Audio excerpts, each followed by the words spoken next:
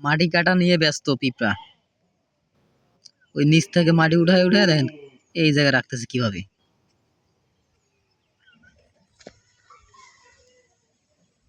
ব্যস্ত জীবন, পিঁপড়ারও জীবন ব্যস্ত, তাদেরকেও কর্ম করে খাইতে হয়। হ্যাঁ, মাটি আরেকটা মাটি নিয়ে এই যে কই আইছে, এই যে মুখে মাটি নিয়ে আইসা এই জায়গায় রাখতেছে। হ্যাঁ, এই যে মাটি। ব্যস্ত জীবন, ব্যস্ত জীবন, কর্ম ছাড়া ভাত নাই। হ্যাঁ, পিঁপড়াদেরকেও কর্ম করতে হয়। এই যে একটা, এই যে এই যে এই যে এই যে মাটি আইনা আইনা এই যে রাইখা,